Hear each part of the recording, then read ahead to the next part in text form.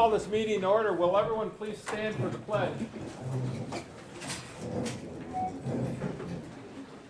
I pledge allegiance to the flag of the United States of America and to the republic for which it stands, one nation, under God, indivisible, with liberty and justice for all. Thank you.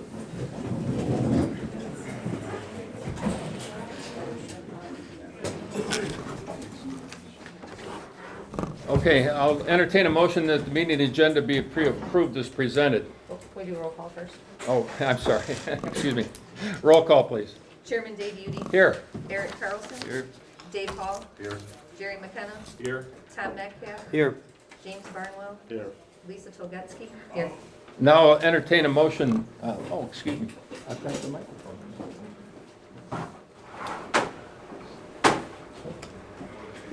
Can you hear me? Just turn it on. Oh, I got it turned on. There we go. Is that good back there? Yeah, there you go. Now entertain a motion to approve the agenda as presented. I'll make that motion. Second. Motion's been made and supported that the motion that the meeting agenda be approved as presented. Is there any board discussion on this motion? Hearing none, all in favor of the motion, please signify by saying aye. Aye. Those opposed? Thank you. Motion carries. I'll now entertain a motion that the board enter into a special hearing on the Clean Water State Revolving Fund project plan. I'll make that motion. Second. Motion's been made that the board enter into a special hearing on the Clean Water State Revolving Project Plan. Is there any further board discussion on that motion? Hearing none, all in favor of the motion, please signify by saying aye. Aye. Any opposed? Thank you. Okay, we're now in special session on Clean Water State Revolving Fund. I'd like to say good morning and welcome everybody here this morning. We're here to discuss the Clean Water State Revolving Fund project application for the Higgins Lake Sewer Project. Only questions relating to the Clean Water State Revolving Fund application will be addressed. Fleece and Vandenbrink will give a brief presentation summarizing the contents of the draft plan that has been on public display for the past 30 days. After the presentation, we'll open the floor for public comments and questions. The application requires that a court reporter be present to record your comments and questions. This lady is our court reporter over there. Let's thank her for coming up. She drove up from Grand Rapids this morning, so she had to get up extra early to be with us today. We request at this meeting this morning that you adhere to the following meeting guidelines. All comments should be directed to the chairman. That's me. There will be no outbursts or debates for the meeting attendees. Public comments regarding the plan will be limited to 1 minute. Every attendee has one opportunity to speak. If you have written comments, please place them in the box on the table where you signed in when you entered this morning. That's over on the table and over there. Questions or comments should reference the page and paragraph within the report your question pertains to. No questions will be answered today. All relevant questions will be responded to within the project plan. When you are recognized, please come forward. State your name and address for the court reporter. The GLUA has received volumes of information from residents, and some of the material is not related to the Clean Water SRF project plan, and therefore will not be included in the project plan, but will be made available to the public for review. Finally, I'm asking that you be respectful to all presenters and to all residents that come forward to speak. And we thank you for your interest by being here today in this project.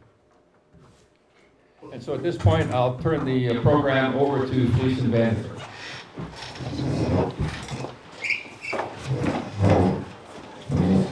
Hi everyone, my name is Ian Anderson with Fleece and Vandenberg.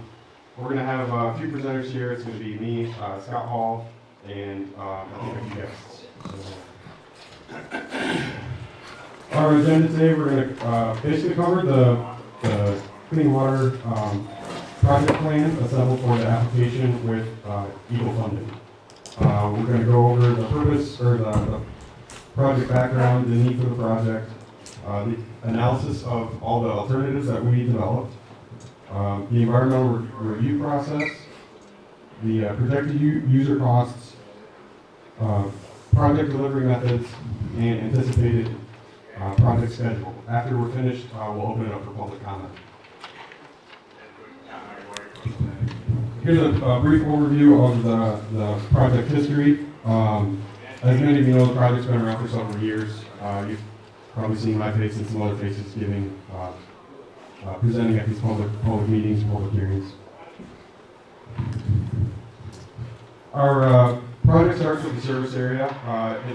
It is comprised of areas in Lyon and Garris Township and is determined based on 4 primary factors. Those factors are depth to groundwater, the soil type, being excessively drained or low permeability, lot size, specifically density, and the proximity to Higgins Lake. Here's a general overview of the area and the proposed wastewater treatment site. Our projected wastewater flows are based on the number of customers and residential equivalent units. That's what REU means. Our initial service district consists of 4,277 REUs. The projected average daily flow is roughly 3/4 million gallons per day. The projected maximum monthly flow is 0.98 million gallons per day. And our recommended alternative is going to consist of 3,795 REUs with an average daily flow of 0.634 million gallons per day.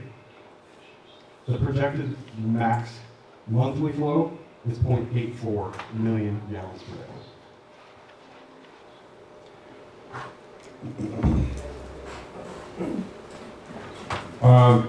In our past meetings, we've hammered home the need for the project, so I'm going to cover this briefly today. I think we're all on the same page. We have all looked and reviewed the same information. Family septic system infrastructure around the lake consists of non-compliant systems, aging systems, and lack of isolation distances between drinking water wells and on-site septic systems. The water quality of Higgins Lake is the main concern. Many of the studies that have been completed on the lake over the past 50 years conclude that septic systems are negatively impacting the surface water quality of the lake. Restorative Lake Sciences, in their 2019 report by Dr. Jennifer Dermalsik, I'm saying that wrong, Dermalsik Jones, recommended several times in her report that the lake adopt a lake-wide sewer system. Do we have anyone from the Central Michigan No. District Health Department or the I River didn't, Watershed? I didn't see anybody this morning. Oh, wait a second. Yes, okay. If you'd like to come up and speak on the need of the project, this is your time. I thought it started with Steve. Yeah.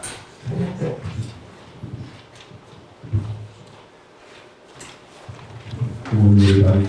My name is Scott Faulkner, and I'm with the Muskegon River Watershed Assembly, which sounds a little strange, being at the top of the watershed. This is not common for us to be up here, but our service area is 219 miles of the whole Muskegon River, so my work revolves around all of the watershed, 219 miles, several tributaries, 90 dams.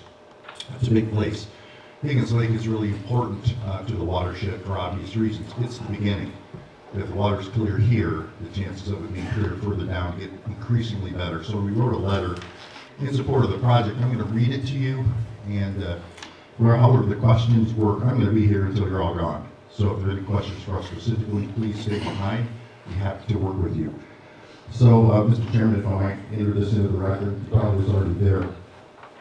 This is to all GLUA stakeholders, and that means you folks, right? Not just the folks organizing this potential project.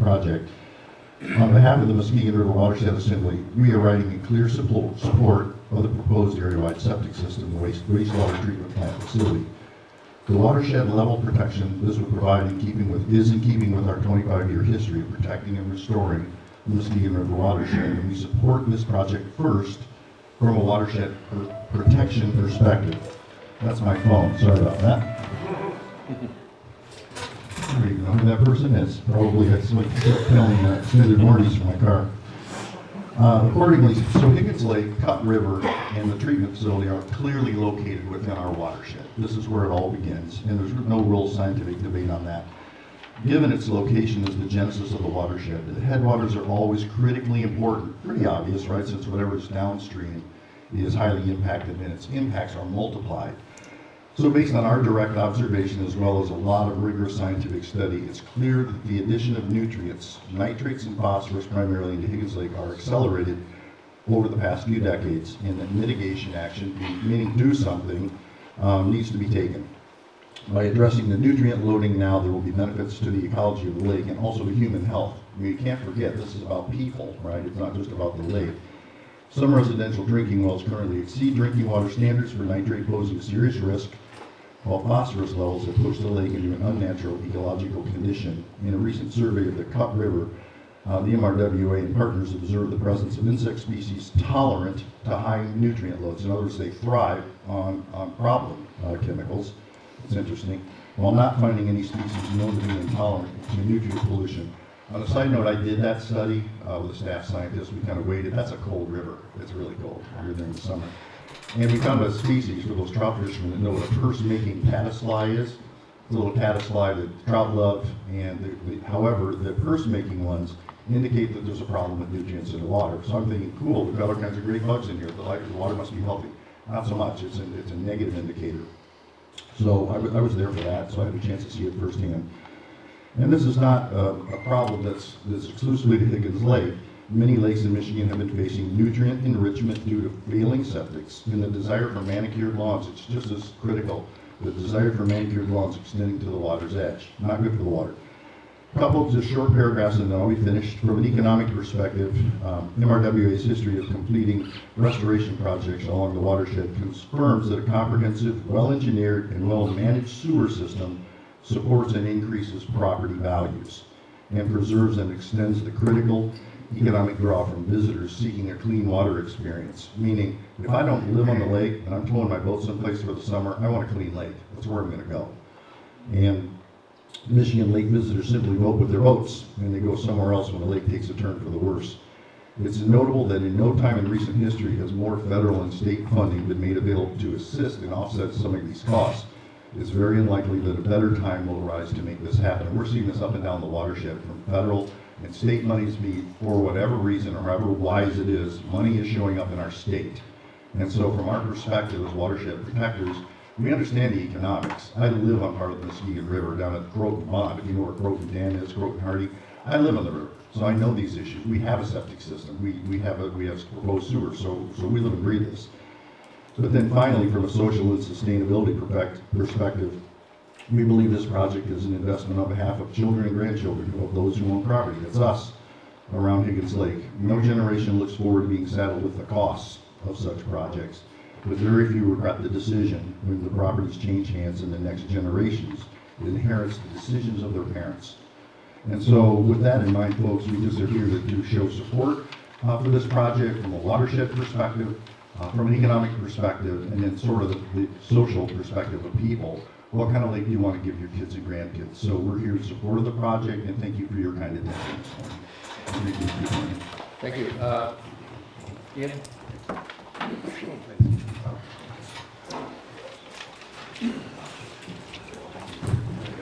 So getting back to the project, the objectives for the SRF project are to eliminate the on-site septic systems that are impacting groundwater and drinking water wells, provide reliable wastewater treatment service to the customers, minimize environmental impacts during construction of the project.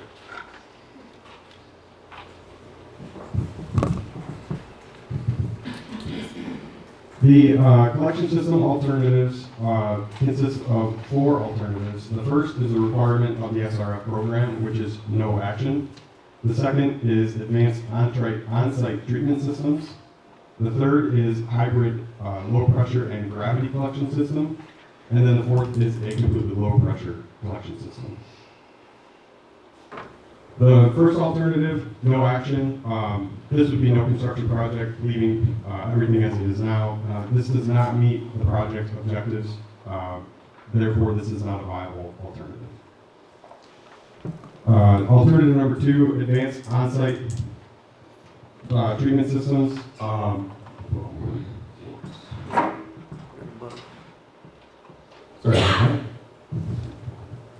Many parcels are inadequate in size to accommodate the new advanced on-site treatment systems, which are much larger than a standard on-site septic system. Lack of isolation distances between water wells and larger on-site sewer systems would remain an issue. And the system operation and maintenance of these on-site septic systems is advanced and much more in-depth than a typical on-site septic system.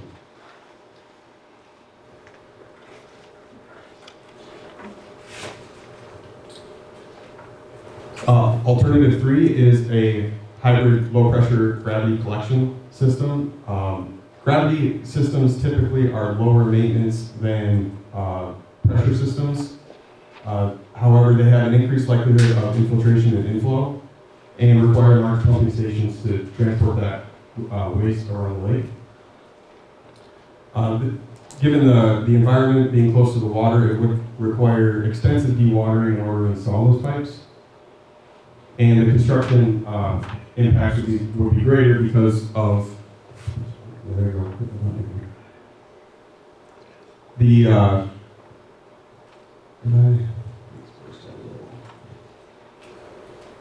oops, there we go. The construction impact would be greater because of open trenching.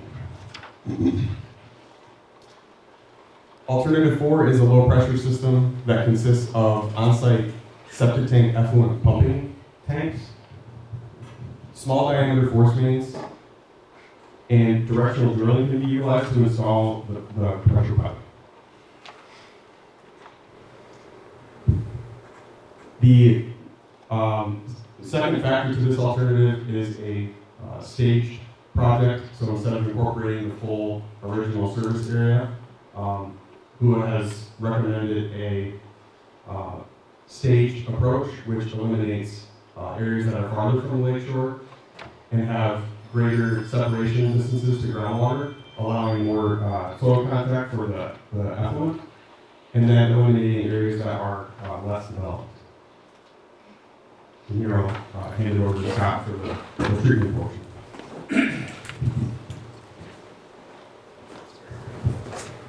Thank you, Dean. So similarly to the collection system, we looked at multiple different alternatives for the actual wastewater treatment facility that would provide final treatment and disposal of the wastewater. Number 1, again, was the no action alternative, where it's the requirement for SRF. Number 2 is a lagoon treatment plant. Third would be a mechanical plant. And then number 4 was looking at splitting the collection system into 2 areas, east and west of Higgins Lake. And then alternatives 5 through 8, we're looking at utilizing existing regional facilities and providing expansion of those facilities. I'm going to talk through each one of these here briefly. So again, alternative 1, no action. Obviously, if there's no collection system to bring wastewater in, there's no need for a treatment plant. But this does not meet the project objectives, so it was not considered further. Alternative 2 here is a lagoon wastewater treatment plant. And the way these plants work is they're large earthen basins, multiple acres, 90 to 100 acres required. And these rely on just retention time and natural sunlight and wind to provide the treatment of the wastewater. There is potential for seasonal odors with these. As the lake turns over, those odors can be resuspended. There's typically a higher capital cost to build these, just with the pure size of them that you need.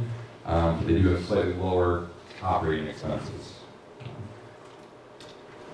The third alternative is a mechanical wastewater treatment plant. And essentially, that consists of a series of smaller concrete tanks with mechanical aeration, mixing, and chemicals that are added to accomplish the treatment in a much smaller footprint and a much shorter retention time. The advantages to that are we have more flexibility for seasonal operation. We can turn down the plant's performance when there's less flow in the wintertime and then ramp it up in the summer when we need it. There's also very stringent EGLE water quality testing requirements. With the mechanical plant, they're discharging every single day, so they must be sampling very frequently, and provides excellent nutrient removal and control over that removal. The last four alternatives here are the regional alternatives. Number 4 was looking at east and west plants, essentially building 2 mechanical plants to provide service for the area. That one was ruled out due to the capital costs of constructing 2 plants and then providing operations for 2 separate plants. It's just not a feasible alternative there. Alternatives 5 through 8, we looked at the regional facilities in the area. To the east, Roscommon, north at Camp Cornelia, and then south at Markey Township. These are all smaller lagoon facilities, and the order of magnitude of this project would result in a significant expansion of any one of these facilities that makes it cost prohibitive, essentially be building a whole new treatment plant at any one of these locations to provide service for the entire proposed service area. So due to the capital costs on those, that was ruled out as well. Kind of pulling the collection system and wastewater alternatives all together here. We looked at a wide variety of project objectives and a financial analysis where we look at a full 20-year life cycle cost of both the collection system and the wastewater plant. So looking at what the operations and maintenance are and equipment repair and replacement for the whole system. And then also the environmental impacts during construction and then once the project is in operation. The results of this analysis determined that the alternative 4 of the low pressure system with the directional drilling and low pressure force mains was the recommended collection system alternative. And alternative number 3, the mechanical wastewater treatment plant, a single plant, was the recommended alternative for the wastewater treatment approach. The total project cost originally was $130 million as presented in the project plan. Based on GLUA's recommendation for the stage 1 of this project, the estimated cost is $115 million. The next component of the SRF application process is looking at the environmental impacts of the project. And some of these environmental studies have already started underway here. We're looking at impacts to wetlands, endangered species, archaeological sites, or historical sites. And these are all submitted to the appropriate review boards in the federal and state programs. Preliminary reviews of these show no significant impacts. This documentation is all included in the project plan and will be submitted to the state for final review as part of the project plan. So this slide here, I know there's been a lot of conversation about this slide. This is the anticipated user charge impacts. And before I go into the numbers here, this is important to note, this is based on the current estimated cost of $115 million spread across the original 3,800 users. There's still a lot of discussion and conversations that need to be had with the financial advisors as to how that cost is distributed. But it is a requirement of the project plan that we present these costs here today.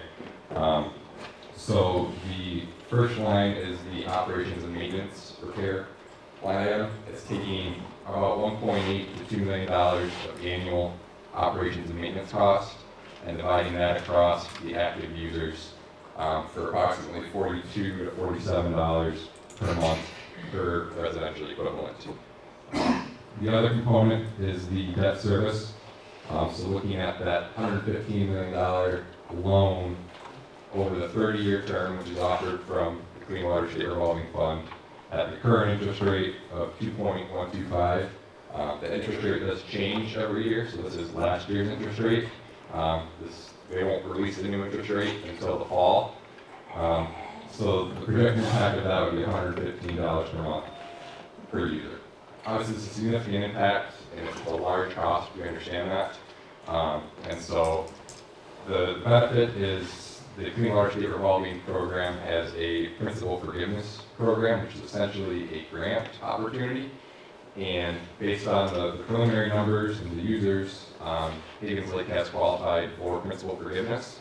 And that's really the whole point of submitting this application. We want to see how much grant dollars are available to help support this project, and hopefully reduce those costs and impacts to the users. The board is also actively pursuing different earmarks and federal funding requests to help offset these impacts to users. So these are constantly being reviewed and will be updated as we learn more information throughout the application process here. Lastly, this just discusses the recommended project delivery methods. These are discussed in detail in the project plan.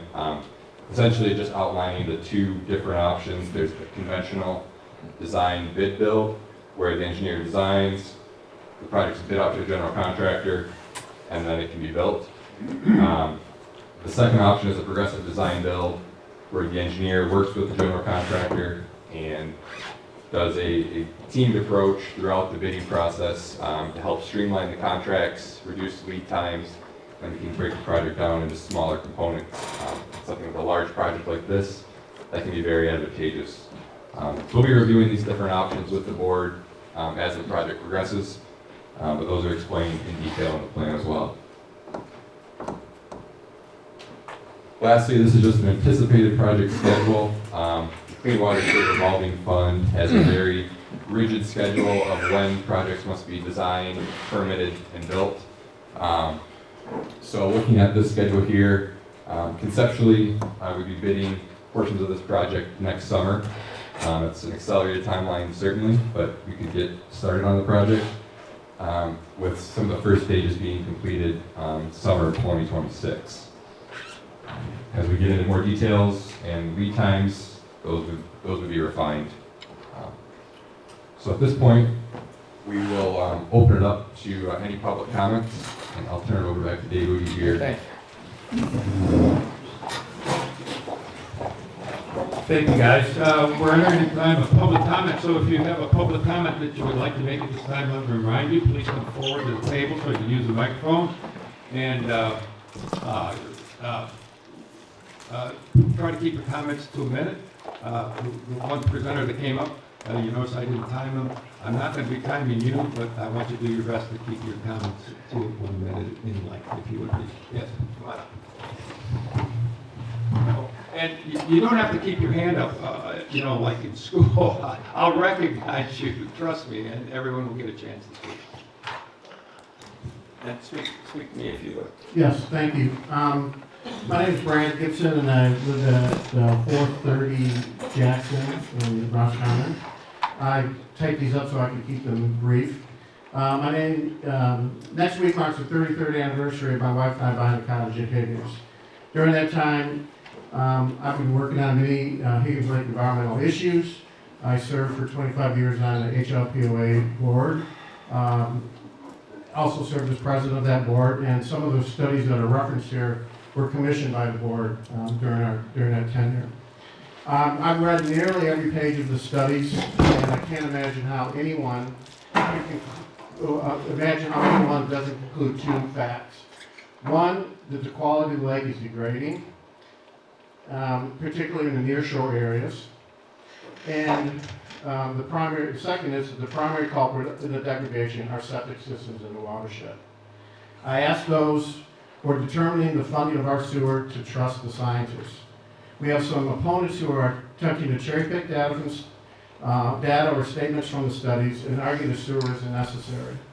Other opponents are looking at data and drawing conclusions in which they are not qualified to do so in an attempt to squash the efforts. Again, I say trust the scientists. Beyond the studies, my observation of the lake changes have been significant. When we first bought our land, we could remove our docks from the lake at the end of the summer, and they'd be in the same condition as they were installed in the spring. Now, within weeks of installation, they are covered with slime and algae, Furthermore, the sand, the once firm sand now has a thick layer of black sediment in it. We desperately need sewer, and it can't happen without state funding and large endowments to fund it. Thank you. Yes, ma'am. Good morning, my name is Lynn Buell. I'm president of Lakeside Camp Association, and I'm here on behalf of the association, and then just want to add 2 sentences on my personal behalf at the end. Lakeside filed its petition in favor of this project. Lakesiders discussed going after EPA sewer money in the 1970s. At that time, I believe the program offered a 70% grant and a loan for the remainder. And we let that opportunity go by. And so now we couldn't be more delighted to see the initiative taken by the local government officials here to try to address the degradation that we see in Higgins Lake. Lakeside has been there since 1876. We so value this lake. This is so important to our families and has been for generations. So we could not more strongly support the project. Secondly, if I could just add as an individual, I am a former attorney for US EPA and also briefly led the Chicago office of EPA. And the initiative for this type of project has to be at the local level, and I applaud what initiative this group has taken to try to solve the problem of deteriorating lake quality. Thank you. Thank you. Sure.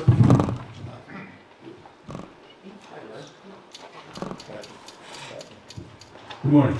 Thank you for the opportunity to comment on this project. I've been following it for over 2 years now and have followed it very closely. Your name and your address. I'm sorry, yes. My name is Kurt DeVoe, D-E-V, as in Victor, O-E. I'm at 119 Old Stage Road.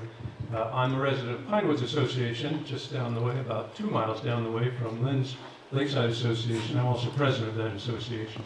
I'm currently a member of the board of the HLPOA. But I'm really here today in my individual capacity. I've been practicing law for 34 years, and in that career, most of my career was spent on the wastewater side. I've handled countless municipal sewer systems, rural sewer districts. I've had several systems that began as rural septic systems that were converted to sewers, and there's a simple reason for that. Go back to what Ian said at the very beginning of this. 634,000 gallons every day. That's not me flushing my toilet. That's not Greg. That's not Lynn. That's all of us. There is no way to handle that much sewage without a sewer system. That's just a plain and simple fact. Our septic systems are great when there's no alternative. If there's no other way to treat sewage, septic systems are fine. But over time, they degrade, they deteriorate. Eventually, they lose the capacity to treat and hold pollutants. And that's what's happening here at Higgins Lake. My wife and I just bought a 112-year-old log cabin, and I don't know when that septic system was installed, but it wasn't in this century, and I don't think it was in the second half of last century. And there's simply no other alternative. There's no way to handle that much sewage. Secondly, and this is key, we're here today to talk about the Clean Water State Revolving Fund. This isn't Public Act 188. What we're looking for here is state participation and state funding of this project. And I can tell you, in my 34 years, I have never, ever seen an opportunity like this, when there's not only state money, but federal money coming in to supplement that state money. And that won't be around, folks, in another year or two. This entire project, these guys can't say that they think it will be funded because they're not going to come out and say something until it happens. I'm a private citizen. I'm just basing this on my 34 years of practice and experience. I think we're going to get this whole thing funded if we come together and support the project. Lastly, one little thing, and I submitted a written statement. There's one point that is missing from the project plan that I think is important. I want to speak on behalf of the trees and animals here. I'm an environmental guy. I've got an active bald eagle's nest within about 200 feet of my cottage. I've seen a merlin in Pinewoods Association. I challenge any of you to even tell me what a merlin is. They're very rare. If you want to replace your septic systems with advanced septic systems, what does that mean? That means you've got to clear a new drain field if you don't already have one that's big enough to meet the modern standards. In our area, in Lynn's area, in Cottage Grove between us, every lot is full of trees. I am not going to take down 60 trees, including the biggest hemlock I've ever seen in my life. The bald eagles roost in our oak trees and our pine trees. There's no way I want to take those things down. And I think that I really have stated in my written statement that I'd like you guys to consider that as an additional reason to reject the septic systems. Thank you very much. And one last thing too, I compliment the board and I compliment Fleiss and Van, and I compliment all you guys on exactly what he's telling me to stop doing, which is you have provided amazing amounts of information and comments, all of us, and this has been really an incredible 2-year process of information gathering. Thank you. Yeah, sorry. I'm a lawyer, I talk to lawyers. He's a lawyer.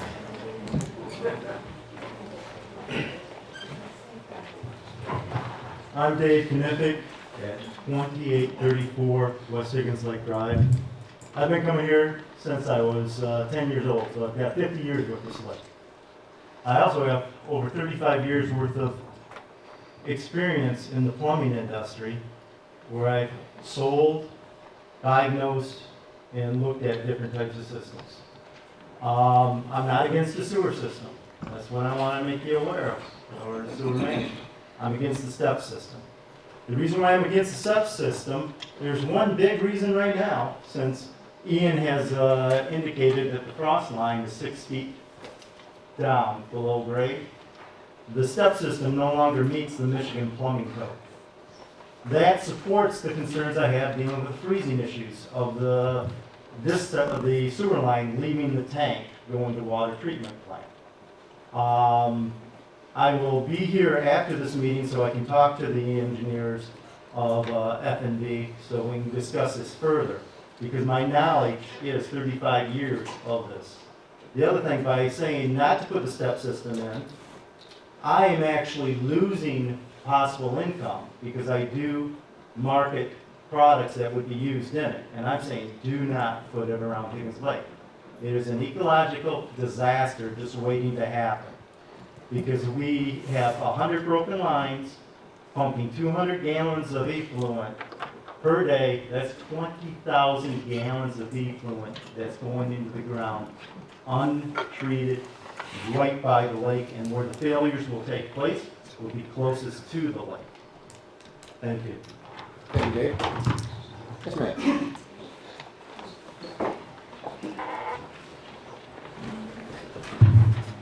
Good morning. I'm Vicki Springstead. I live at 103 Saginaw Avenue.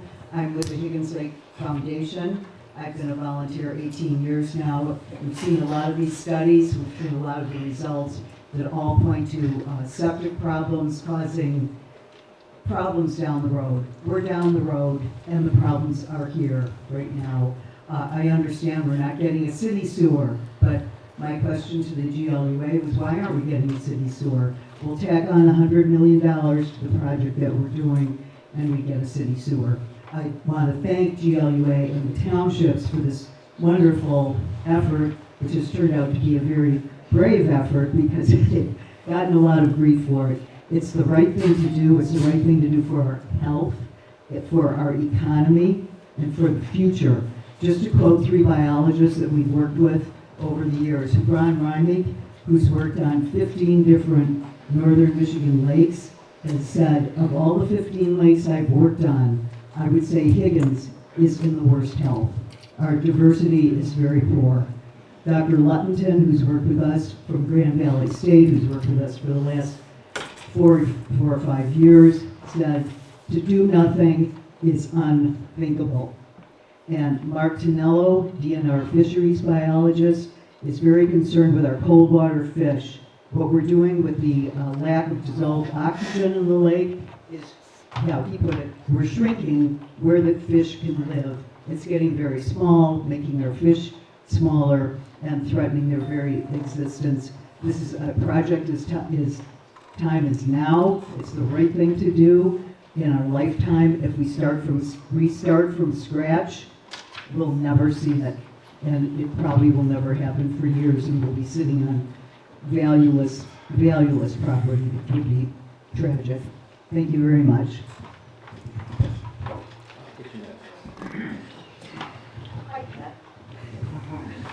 Pat Springstead, 103 Saginaw Avenue, live in Lyon Township. I would just quickly like to let you know a little experience from our place. 25 years ago, when we replaced our septic with a new raised septic system, we had Dave Huffman replace it. While Mr. Huffman was bringing the old tank out of the ground because of the low water table at that particular spot. As he pulled it out, we looked at the bottom of the tank. The tank had a huge hole in the bottom. That hole was there because it was the only way they could get the tank down. It would not go down naturally. Even when we put the new tank down, they had to take a backhoe, put it on top of it to keep it down while they filled around the sides. This is a raised tank, raised septic system. We went from a outhouse to a septic system that had a hole in the bottom of it, to the one that we have now, which is put in properly, the best they have at the moment. Unfortunately, where we live on our side of the lake, we have the largest groundwater flow on the whole lake, which basically means that the groundwater is going over that water, that ground that has been saturated into our lake.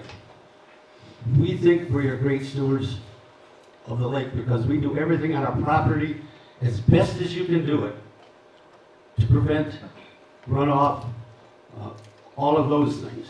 Unfortunately, we're wasting our time because what's happening is happening underneath us and we can't touch it.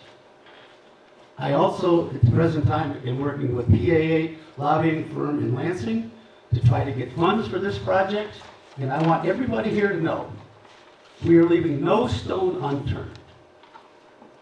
I certainly can't sit here and tell anybody that we're going to get the funding, but I am extremely optimistic that we're in good shape to get state funding and also money from Washington.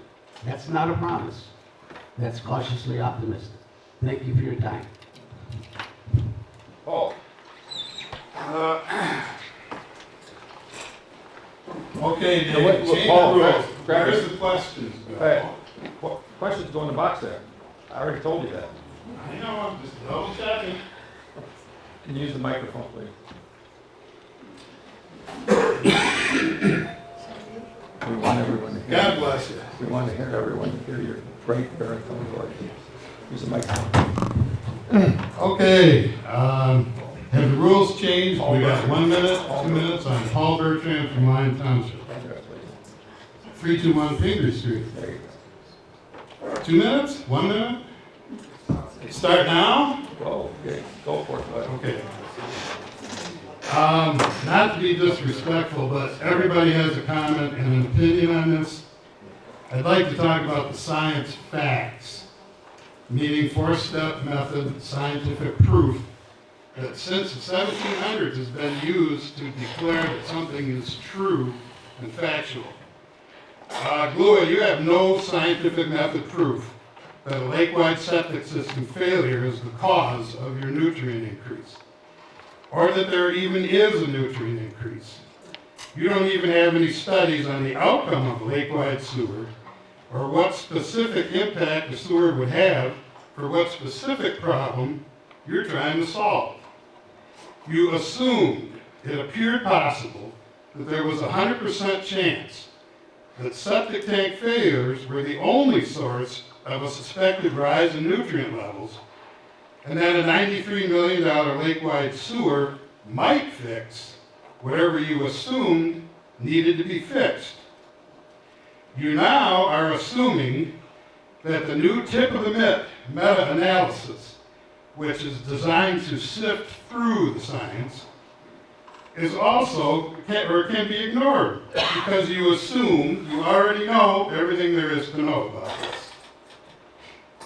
The only benefit so far of this unneeded $93 million use of our tax money will be the affluent reputation of a 98% Caucasian, non-Hispanic, Roscommon County tourist playground. GLUA's legacy in all of this is going to be that they never missed a chance to turn an assumption into a roadblock. And thank you. Thank you, Paul. Now, I'm sure on the rules, can I leave a copy of that? Sure, Paul. But it's different from the questions or the same? Put it in there. Okay, thanks for being nice. We have a special relationship. Who's next? Yeah, Tim, come on up, bud.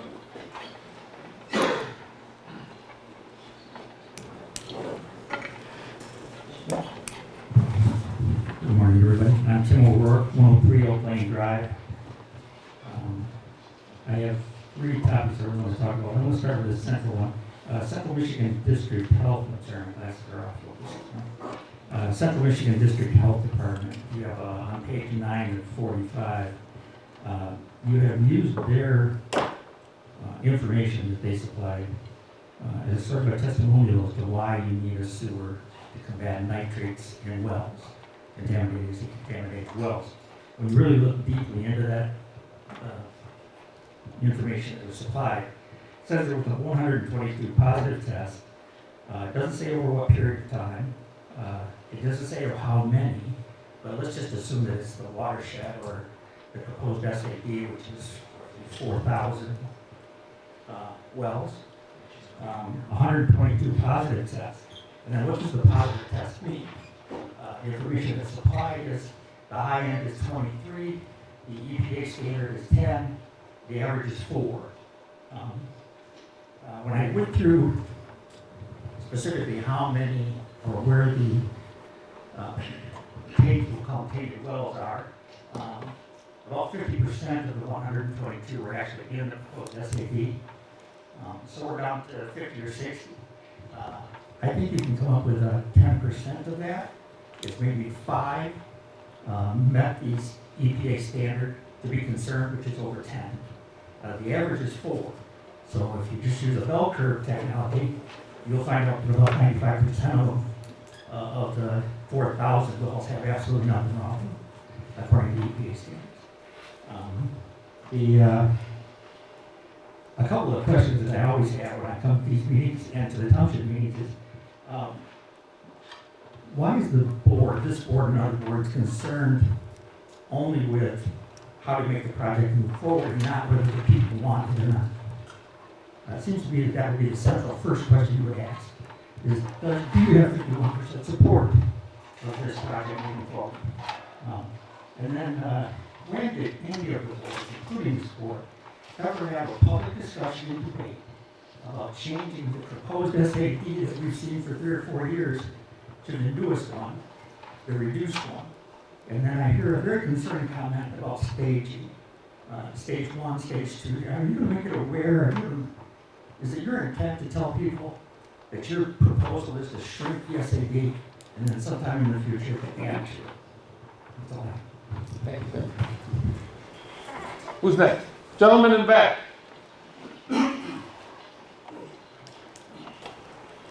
Welcome. Welcome, how are you? Good. Good.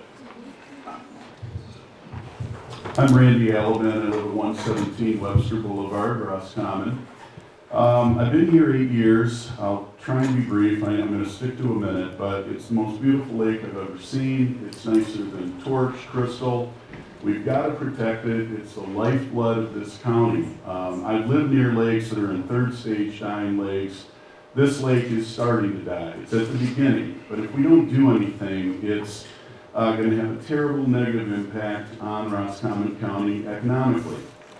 And the last thing I'll say, I strongly support the sewer system, but a year ago, $1 trillion was passed by both parties at the federal level for infrastructure. A lot of that money's coming to Michigan. I know there's going to be money available in this fund, and I am very optimistic that most of this capital cost, if not all of it, is going to be taken care of. $50 a month for a clean lake, it's a small price to pay. Please support it. Thank you. Who's next? We good? There you go. Come on, Dave. Hey, we've made some progress. Name and address, please. My name's Dave Hobson, 105 Chicago Avenue. We've made some progress. We got a microphone, so that's good. Thank you, Dave. You're welcome. I have kind of a couple points to make. One is regarding the SRF loan. And I'm wondering if the loan itself requires the county to sign a full faith and credit statement in support of the loan. Is that something you can answer now? We're not, Okay, my guess is the county probably is not, the county commissioners probably are not going to support this loan. That's my guess. Also, 2018, Raven Analytical took data points all over this lake. Every single one of those data points exceeded drinking water standards, except for two. One was at the north end, one was at the south end. Now those points, even though they did not exceed drinking water standards, they still were within the threshold. And the third point I'd like to make is, if this is such a wonderful system, I know you guys are trying, I get it. We love this lake just like everyone else loves this lake. Well, you need to listen to all your constituents, everyone. Not just those in support. Put it to a vote. It's that simple. If this is such a wonderful system, put it to a vote. I'm not sure why that's not happening. The cowardly way is to use PA 188. And that's what people are most disappointed about. That's it. Thank you, Dave. Who's next? Y'all have to forgive me because I'm very, very tired. I can't touch that, by the way. Do you have something I can hold on to? Would you like me to hold it? I can't touch that. Okay, that's fine. I'll do this. There you go. I'm so upset about this. Your I name, haven't sir? slept in a while. Oh, Timothy Monet, Lyon Township. No, what's your address? I'm not giving that out. That's personal and private. I'm in Lyon Township. I'm good. It has to, for the record, we have to need your address. 304 Summit Road. Thank you. Anyway, first of all, I want everyone to remember that our Constitution is very clear. First article, all political power is inherent in the people. And I think everyone needs to remember that. Second of all, I have been begging Julie and Lyon Township and others for months now. I have a brand new septic system, like many others. Oh, sorry. Many, many others. Nobody will answer me, what are you going to do about that? I don't want your money. Don't do me any favor.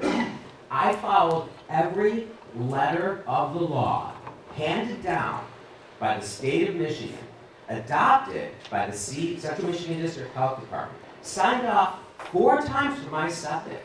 I am over 100 feet above the water, 720 feet from the water, but yet my neighbor is out of the system.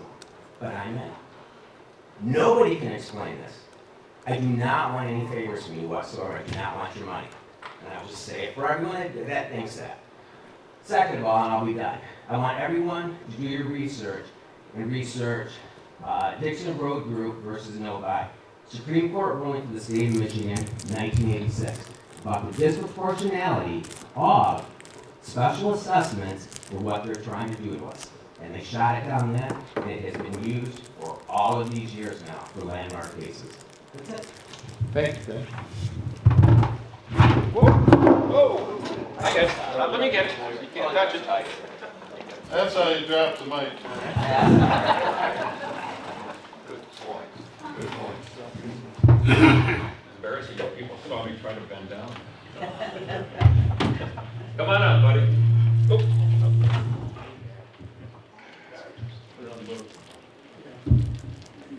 There we go.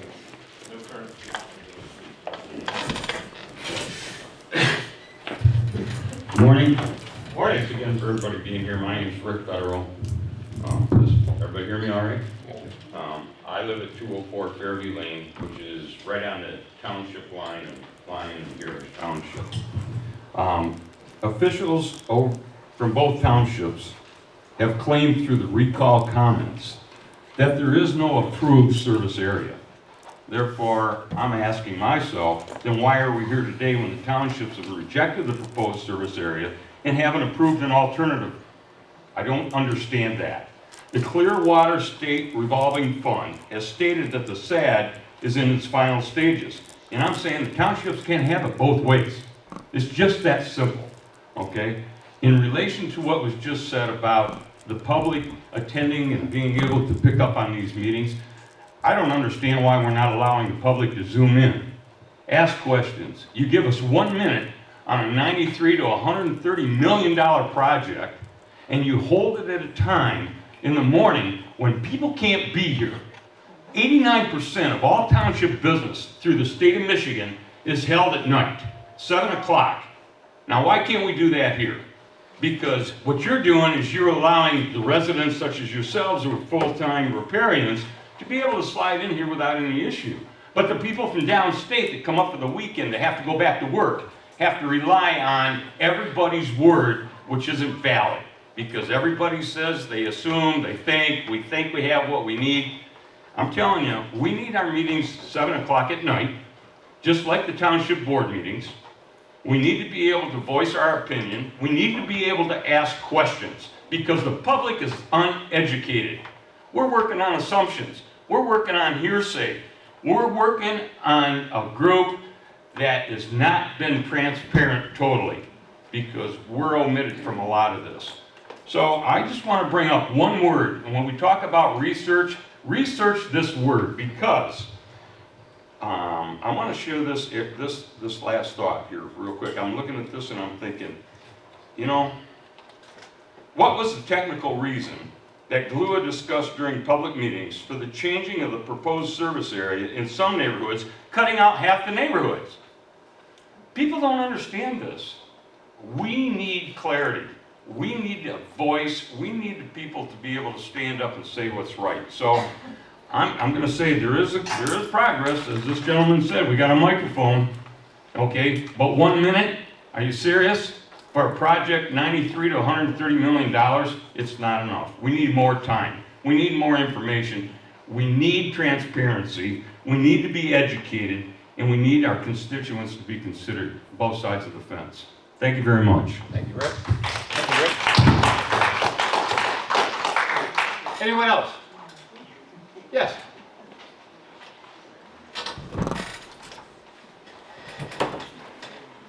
Thank you. You're welcome. Thank you, Dave. My name is Kara Hobson. I'm from 105 Chicago, and I want people to know that I do support more affordable alternatives to preserve the lake. And the key word for me is more affordable alternatives. Just the fact that we're here today continues to surprise me. I just am shocked that we can justify when we have such a huge project. We're talking $115 million now. We're apparently applying for this $108 million loan. How we can limit people to 1 minute. I mean, it's such a huge thing. It's going to impact the entire community. That's something that it just astounds me. And another question I have is, why are the townships continuing to move forward with this project and applying for the Clean Water State Revolving Fund loan when a majority of the people here, through their submitted petitions, do not want to move forward with the project? Again, I'm astounded by that, and I just want to voice my objection, and I think the people need to be heard. Thank you. Thank you, Karen. Anyone else? Anyone else? Yes, ma'am.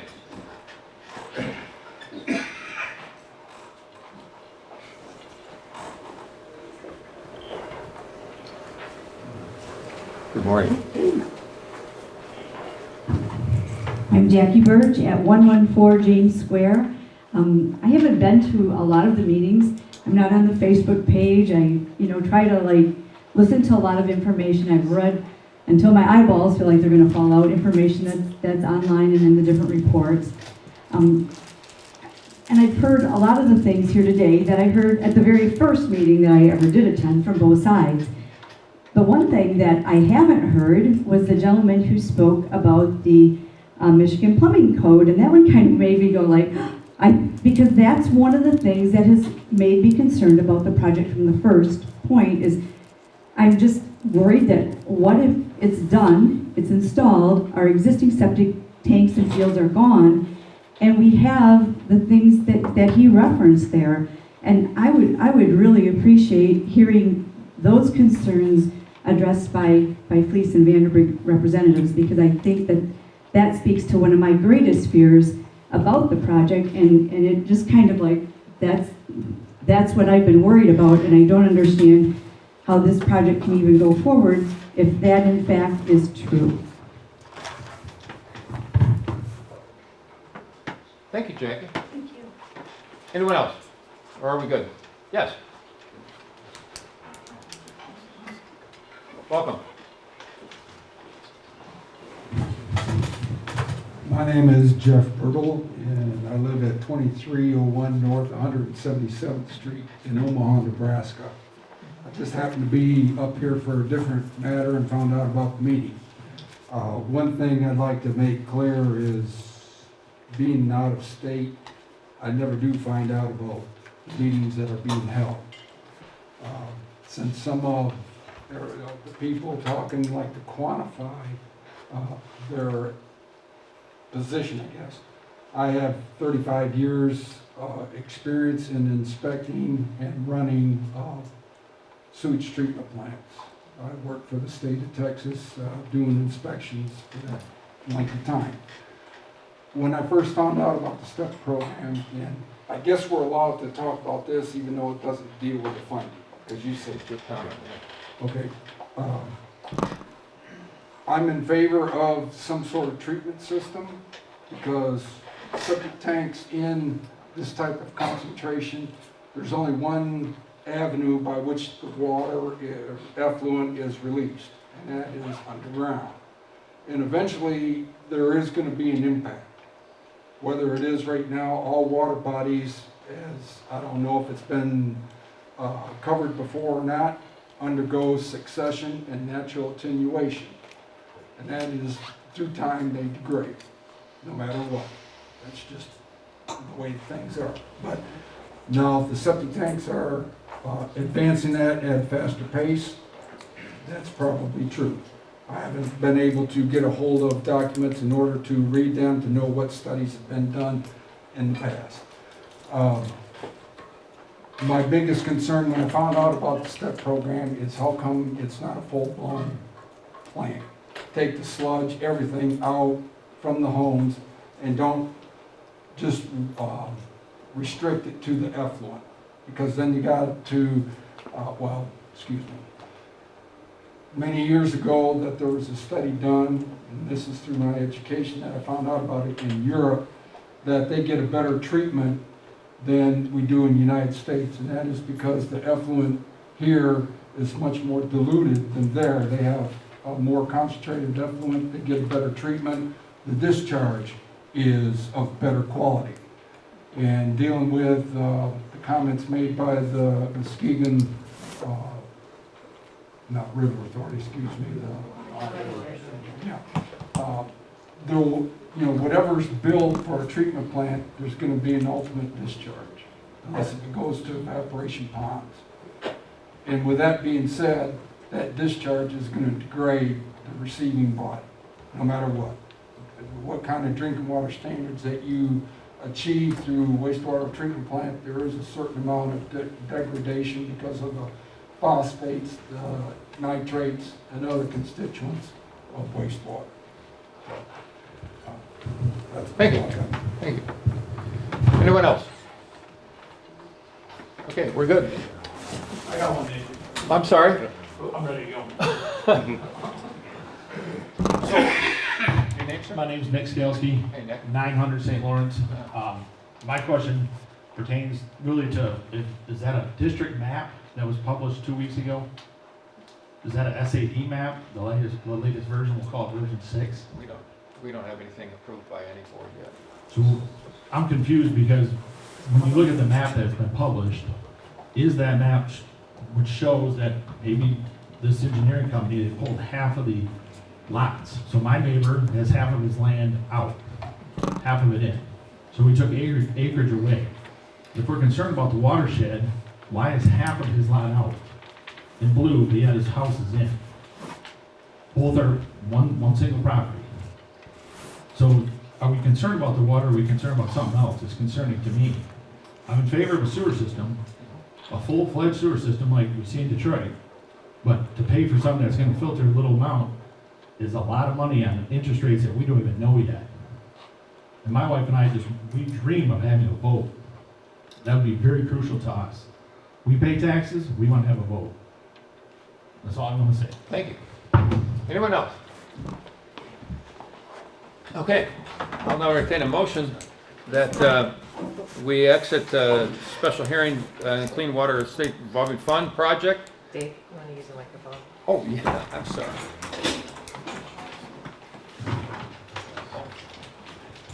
I'll now entertain a motion that we exit the special hearing on Clean Water State Revolving Fund project plan. Make that motion. The motion been made. Is there support? Support. Motion's been made and supported that we exit the special hearing on Clean Water State Revolving Project Plan. Is there any further board discussion on the motion? Hearing none, all in favor of the motion, please signify by saying aye. Aye. Okay, we have one more time of public comment. If any of you folks have made comments, does anyone else have wished to make a comment before we adjourn?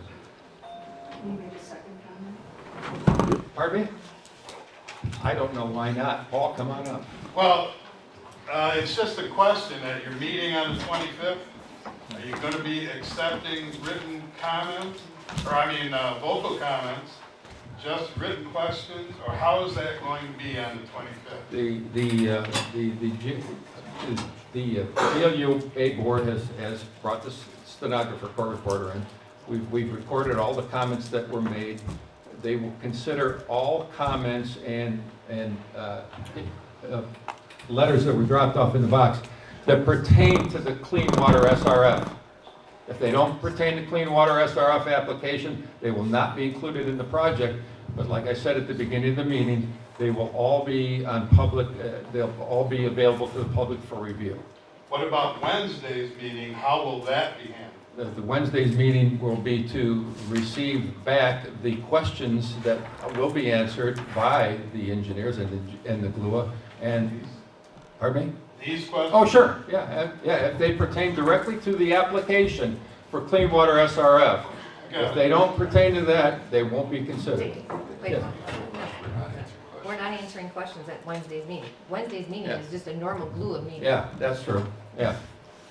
It's just Okay, a so regular as meeting. a normal GLUA meeting, Right. will we have time for public comment? Oh, sure. Yes. Just Okay, like every thank GLUA meeting. Thank you. Yeah, Becky? I just wanted to quickly mention that in the Higgins Lake Foundation website, there's a history of many studies. And there also, we have provided. minute. We have provided a video of all the meetings, the public meetings, that are in our website available any time of day. And this one will be available a couple days. Yeah, Rick, do you have a comment? Yeah, I do. We all had a minute. No, Rick, Hold on. Rick, we've actually, let me clarify. Gerrymandering. And I'll leave it at that. She got a chance to speak twice. So did I Paul. rest my case. Rick, would you like to speak again? We've exited the special hearing on Clean Water SRF. Now we're back in a regular session. Now if you'd like to make a comment, come on up, buddy. I think I made it clear right here. Very good. Anyone else wish to make a So comment? to piggyback that off with the gerrymandering that we are seeing on the map, so you haven't answered us yet. Some of the lots are highlighted in blue, correct? And they're out of the district on this latest map, correct? Not answering questions. Sorry. How can we not answer questions? We have a $130 million system. I can't answer a question. I'm here to get the input. I took the day off to come up here at 9 in the morning. I want my question answered. Anyone else have a comment? But you won't answer, Dave. I want my question answered. We're gerrymandering. This is a comment gerrymandering. question. Yes. Thank you. I'm the man that has 8 acres, and this thing is funded or voted on by acreage. You kept my house in, and you took 7 acres out of my vote. I have 3 houses in this watershed. And I'd like to know, when did you guys vote or put a public meeting to get another person on the board? All you guys are doing the same thing, you're all on the same board, and you should be listening to everybody. Not just trying to figure out what you want. Listen to the majority of the votes. You're taking away my vote because you're taking away my acreage because you do this on the acreage fill thing. And I'd like to know the houses that you take out of these watershed, they're still in a watershed.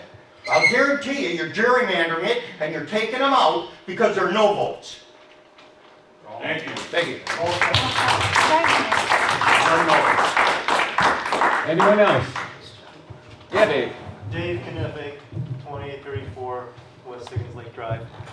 The main concern I've got is dealing with how well engineering is being done on the system.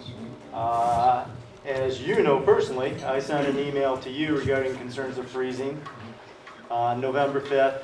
I also did it at a meeting of November 8th. Also commented on February meeting. Also presented it on April the 18th.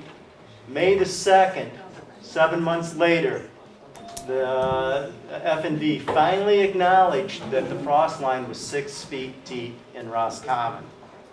I knew that back in November 5th, 5 days after I was made aware of the system. F&V put their proposal together, their engineering report, back in 2018, 2019. That's what, 4 years ago? Why didn't they study the frost line? That is the biggest issue that we have up here that's causing issues. Thank you. Anyone else? Yes, sir. Thank you. Dave Hobson, 105 Chicago Avenue. I want to make sure that the letters that were submitted in email regarding the SRF application get put in Appendix F. I want it to be dot of the loan application. I want to make sure that the court reporter documents that Higgins Lake United has specifically submitted a letter with the views of Higgins Lake United, as well as many others, specifically to be put in Appendix F of the SRF application. Thank you. Thank you. Anyone else? Yeah, in the back, sir. Randy Alvin, 117 Webster Boulevard, Roscommon. I just want to thank you guys so much. Your job is so difficult, and I've been in your position before. It's very, very hard. Thank you for having the courage to be moving this project forward, and I just know that in 50 years, 100 years, our children, our grandchildren, and our great-grandchildren will thank you for having a clean lake, crystal clear lake. So thank you very much for everything you're putting up with. Thank you. Anyone else? Anyone else wish to make a comment? Yes, ma'am. Hi, my name is Therese Regner. I'm at 11 Wire Avenue.